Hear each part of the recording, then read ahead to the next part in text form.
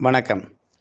இந்திய தேசிய real estate builders land developer நிலத்தரகர் நலச்சங்கம் ஐஎன்ஆர்பிடிஎம்ஏ திருவண்ணாமலை தெற்கு மாவட்ட தலைவர் டிபிஎம்எஸ் ஸ்ரீனிவாச சுந்தரம் பேசுகிறேன். வணக்கங்க.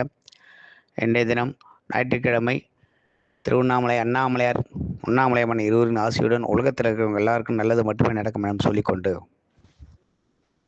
ஒரு கிராமத்தில் ஒரு விவசாயி நேராக நெல் நடுறதுக்காக விதை பயிர் வாங்கிட்டு வர்றாரு.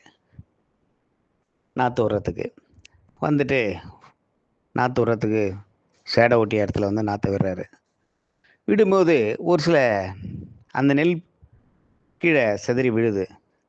அப்போ அந்த நெல் பார்க்குது, பார்த்தியா இந்த நெல் வாங்கினவருக்கு பொறுப்பு இருக்கா, பார்த்தியா பார், நம்மளை இப்படி தூக்கி வெளியே போட்டார், மற்றவங்களெல்லாம் கரெக்டான இடத்துல போட்டார், நம்மளை இப்படி போட்டார், சேடை ஓட்டி அழகாக நெல் போடுறவர் இப்படி பட்டார் அப்படின்ற மாதிரி சொன்ன உடனே அந்த விவசாயி பார்க்குறாரு.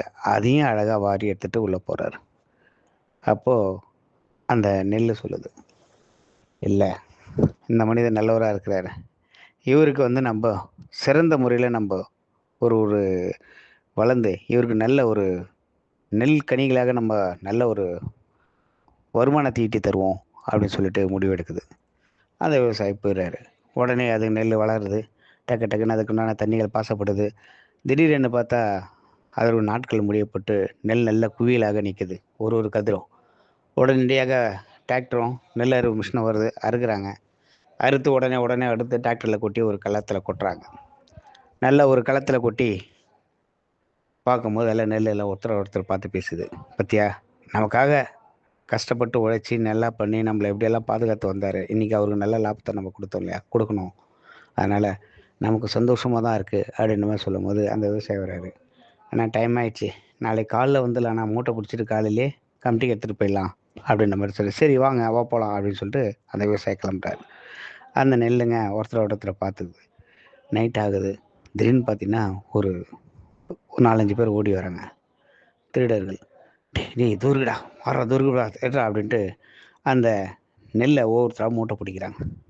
புட்றா அப்படின்னா அந்த நெல்லுங்க ஒருத்தர் பார்க்குறது. என்னப்பா, நம்ம காப்பாற்றி நம்மளுக்காக உழைச்சவங்கக்கிட்ட நம்ம போகாமல் இந்த திருடங்க நம்மளை திருட பார்க்குறாங்க, பற்றியா என்ன பண்ணலாம் அப்படின்னா, அவங்க எவ்வளோ திருடினாலும் நம்ம அவங்க கூட போனால் தானே, திருடிட்டோம், எவ்வளோ மூட்டை பிடிக்கிட்டோம் அப்படின்னா டக்குன்னு மூட்டை ஒரு 5 மூட்டை பிடிக்கிறாங்க.